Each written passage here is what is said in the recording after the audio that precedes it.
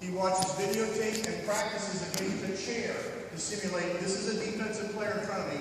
How can I go around that defensive player to score baskets?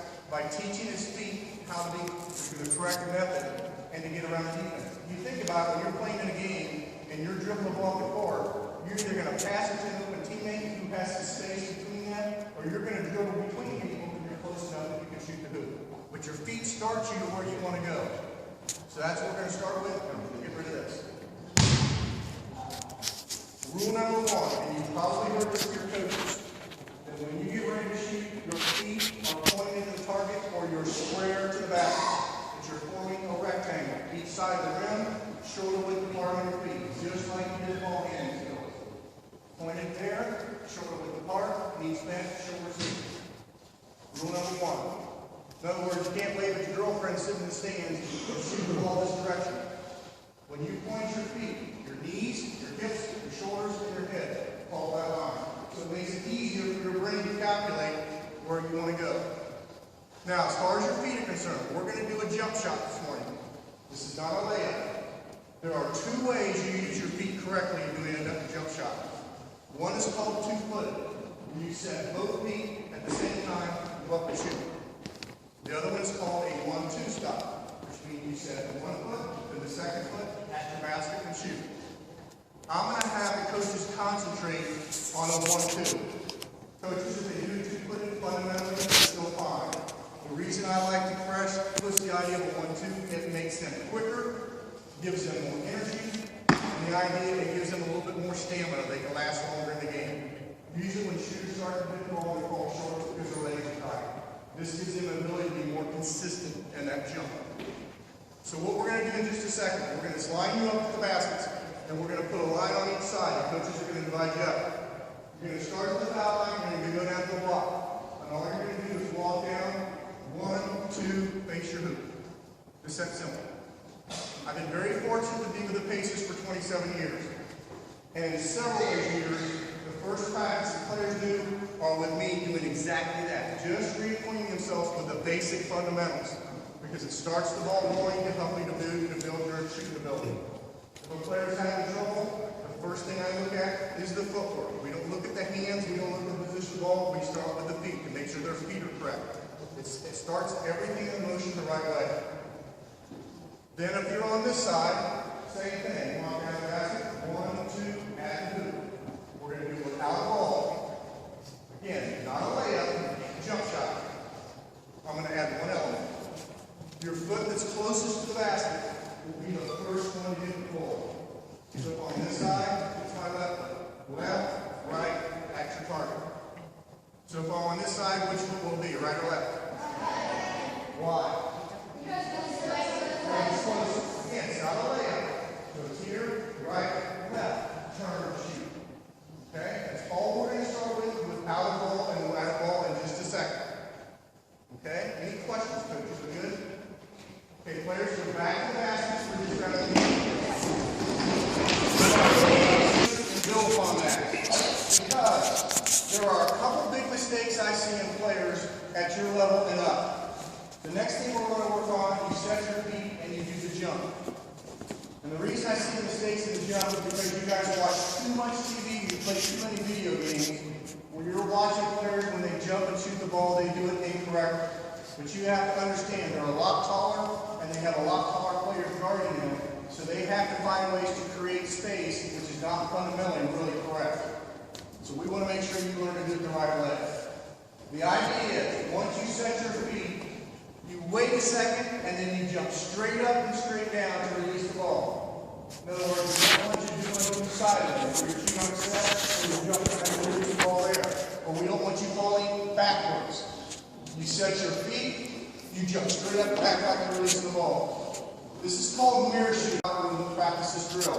Paul George, last night, before our game against Milwaukee, was in the gym, was out in the locker room.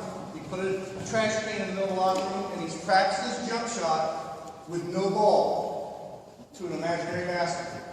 He would dribble the ball, foot was close to the trash can first, then the second foot, wait a second, jump and shoot. Dribble, dribble, dribble. 1, 2, set, wait, jump and shoot. You ask him why he's doing that, and he'll tell you. In my brain, I never miss. You're building confidence as you do it, but you have to do it correctly. So again, act like you're drilling the ball. Set your feet, then jump straight up and straight down. Again, not away. Last thing I want to share with you. If you're on the left-hand side of the basket, which hand should you be drilling with? Left hand. So if you're in third or fourth grade and you have trouble with that left hand, this is the perfect skill you can get that on without having the ball in your hand and worrying about the ball as opposed to the shot. Act like you dribble the ball, right at the first, second foot, then you shoot. Okay, back on your feet. Let's try that for you. Straight. 1, 2, stop with the inside foot. Jump straight up and straight down. Don't worry about whether the ball goes to the basket. I mean, you probably have a couple basketballs on each side. Okay, here we go. Let's have a ball. If you have a basketball game, just hold on to it. Don't spin it, don't play with it. That way you don't get distracted. Okay, we learned how to use our feet properly in the context of a game or in practice. Now we're going to work the idea of working ourselves up. Once we pick the ball up from the drill, we get ready to shoot. When we get the ball put up to a teammate, we get ready to shoot. Where do we put the basketball? And again, this is terminology or phrase you might have heard Coach Cups or your coach work with you. When you receive the ball, I can do 3 things with the basketball in this position. Yes, sir? Triple threat. Triple threat, which means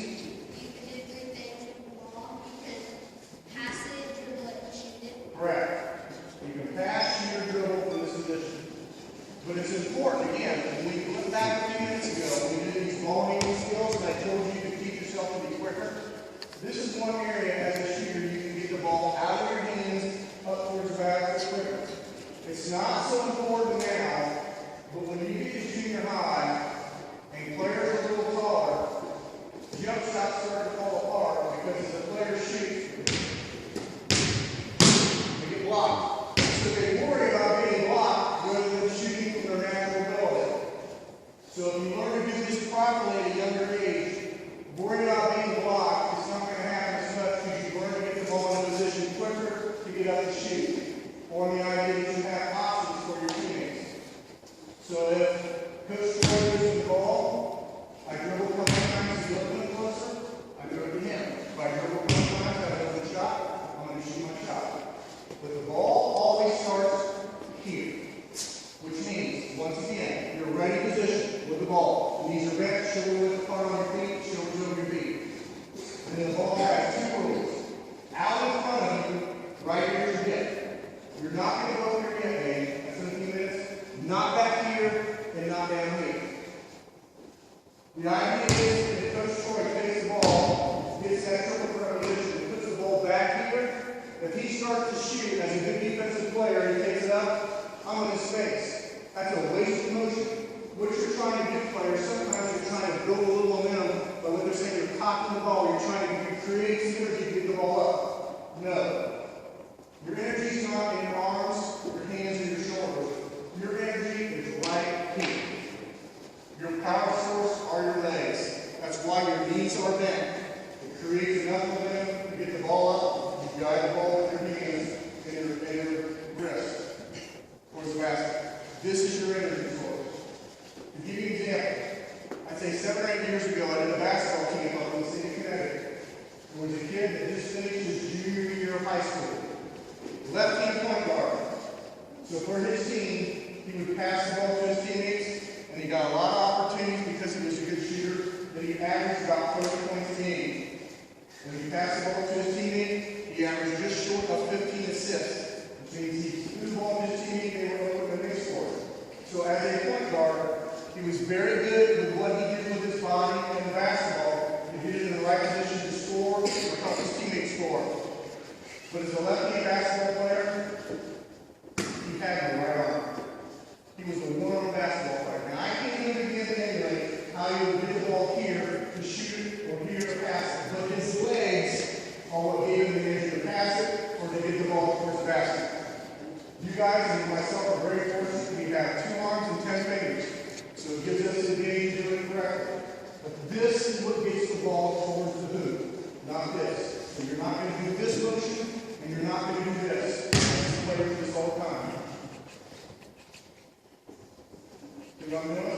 catch it, go down, and you want to shoot. So wasted motion. You want to be quicker.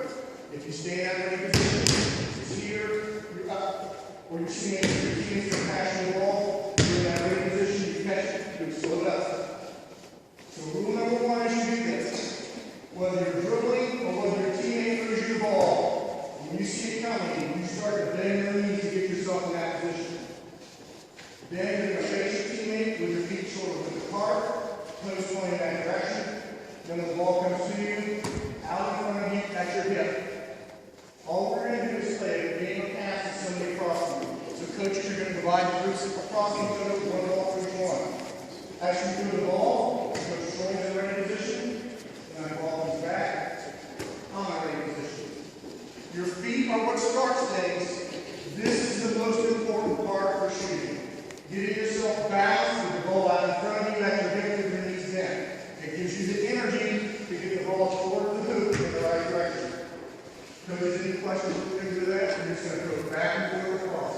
If you see players do it incorrectly, with the feet are lined up, with too wide or too narrow, they got to adjust it, or you'll see some, you'll see players do this. I don't want to step it. It should be right here where they see that ball. Okay, back to the coach. Get up and hold it. Do not throw it. Stay in this position so the coaches can check and make sure that you're in a proper alignment with your body in the right position and the ball out in front of you again. So coaches, as they do that, make any adjustments to their body that you see at that point. So again, you're going to dribble, you're going to whistle, throw the throw. Get up and hold it. Our shooting part of the program, I mentioned to you, we're going to do a lot of different things with and without the ball that you understand as a shooter what you do with your feet, what you do with the basketball, what you do with your hands, your head, your shoulders, your hips. Every aspect of your body in relationship with the ball, in the basketball, is what we're learning. So now we're going to try and simulate a little game situation. As you face your teammate, you're going to throw your ball, and you got the option. You can get it in a ready position, or you can dribble it a couple times, then put it in a ready position. Just like you would play a game. Then throw it back and do the same thing. Sometimes dribble it, sometimes just catch and get in that triple threat position. Again, coaches don't be afraid to stop them and make sure they're in that correct alignment with the ball. Okay, here we go, guys.